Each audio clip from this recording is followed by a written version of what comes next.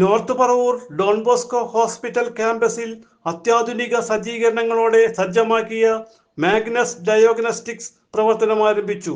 പ്രതിപക്ഷ നേതാവ് advocate V D Satheesan ഉദ്ഘാടനം ചെയ്തു. ഏറ്റവും ആധുനികമായ സങ്കേതങ്ങൾ, ഏറ്റവും ലേറ്റസ്റ്റ് ആയിട്ടുള്ള ഹൈ എൻഡ് മെഷീൻസ് ആണ് ഈ ഡയഗ്നോസിസ് സെന്ററിൽ, മാഗ്നസ് ഡയഗ്നോസിസ് സെന്ററിൽ ഇന്നിവിടെ ഇൻസ്റ്റാൾ ചെയ്യപ്പെട്ടിരിക്കുന്നത്. ഏറ്റവും ലേറ്റസ്റ്റ്, അതായത് ഡിജിറ്റൽ MRI സ്കാൻ, അതുപോലെ digital ultrasound scan, CT scan, പിന്നെ 3 സംവിധാനങ്ങളാണ് ഇവിടെ ഒരുക്കപ്പെട്ടിരിക്കുന്നത്. ഇന്ന് ഏറ്റവും ലോകത്ത് അവൈലബിൾ ആയിട്ടുള്ള ഏറ്റവും മികച്ച മെഷീൻസാണ്, ഏറ്റവും ആധുനികമായ മെഷീൻസ്. അപ്പോൾ അത് ഏറ്റവും നല്ല ഡയഗ്നോസിസ് ആണ് ഏറ്റവും പ്രധാനപ്പെട്ട. നഗരസഭാ ചെയർമാൻ രമേശ് ടി കുറുപ്പ് അധ്യക്ഷനായി. ഞങ്ങളെ പോലുള്ള പൊതുപ്രവർത്തകരും ജനപ്രതിനിധികളും ഏറ്റവും കൂടുതൽ വിഷമിപ്പിക്കുന്ന ഒരു കാര്യമാണ് പറവൂരിൽ MRI സ്കാൻ സെന്റർ ഇല്ല എന്നുള്ളത്.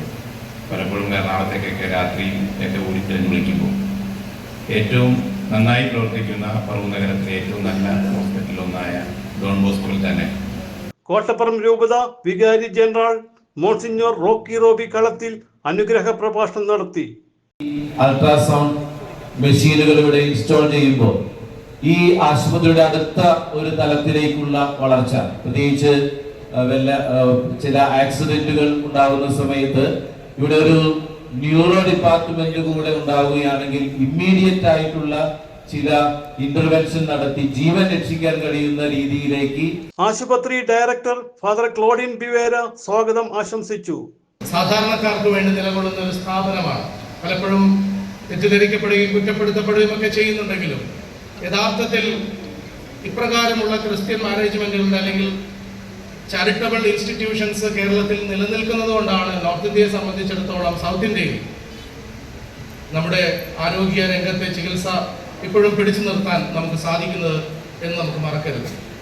നഗരസഭ പ്രതിപക്ഷ leader CA Rajeev, doctor PK Kunjariya, ward councillor Nandini Ramesh, Viswanathan Santhagopalan, managing director Anoop Varghese എന്നിവർ സംസാരിച്ചു.